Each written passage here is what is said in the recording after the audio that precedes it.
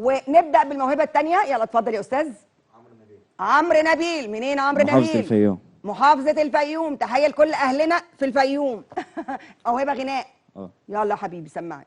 انت عارف قد ايه البعد قاسي، انت عارف ان انا بعدك بقاسي، لو نسيتني لسه فاكرك مش ناسيك، لو بايعني لسه قلبي مشتريك، نفسي اشوفك نفسي اشوفك نفسي واطمن عليك يا ترى يا اسالك حبيبي. سؤال، تقدر تقول ده بالعالي جواب نفس الطبقه دي؟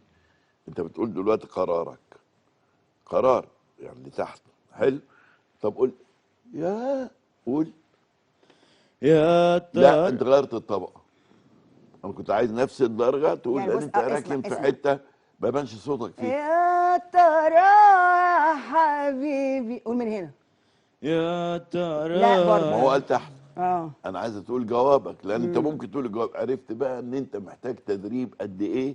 انت قلت منطقه القرار واستمريت فيها، ما وريتنيش صوتك بيتلون فين. لمعت صوته. اطلع من روح انقل مقامات، قول حاجه عاليه. طب قول حاجه تانية. قول حاجه تانية. يا حبيبي عمرنا عمال بيجري وانت فاكر لسه العمر بدري، ياللي الحياة والدنيا ضحكت لي معاك، ياللي الليالي المر حلها هواك، كل ليلة بحلم كل ليلة للحظة لقاك. هسألك، انت واقف على المسرح بتغني وفي جمهور، لما تغني كده الجمهور هيقول لك ايه؟ طبعا في بعض الجماهير هتقول لك الله، وفي بعض الجماهير او اكثر عددا هقول لك انزل. تختار ايه في الاثنين؟ ان يقول لك انزل ولا يقول لك الله؟ قول الله. رد. قول الله. طب طيب. عشان يقول لك الله تغني ازاي؟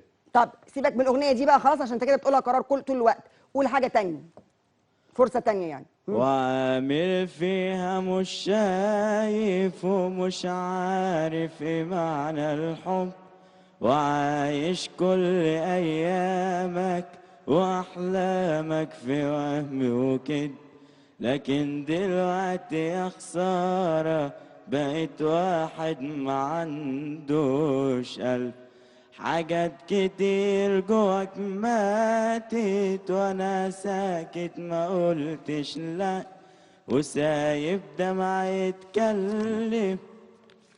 طيب اقعد يا ابني، اقعد يا ابني، اقعد. طيب. رايك برضو ان هو عنده الموهبه. انا بسيبه هنا للجماهير، وانت عارفه الجماهير لما بتفتك بمطرب هتعمل فيه ايه. طيب لكن هو ما عندوش الموهبه خالص يا استاذ حلمي. اذا كان ودنه وصوته الاثنين ما تدربش.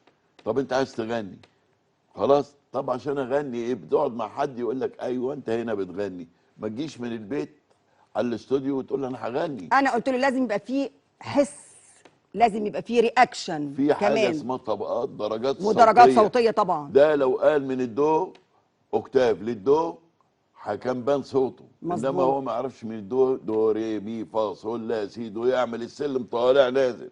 يعرف ان الغنى في مقاميه، المقاميه الدرجه الصوتيه اللي انا بركز عليها. بقول من درجه بتنقل يعني لدرجه بروح لدرجه. يعني انت بتثبت على مقام معين لكن بتطلع وتنزل فيه بقى يعني زي رسم القلب كده. عارف رسم القلب؟ الصوت بيعمل كده بالظبط. طيب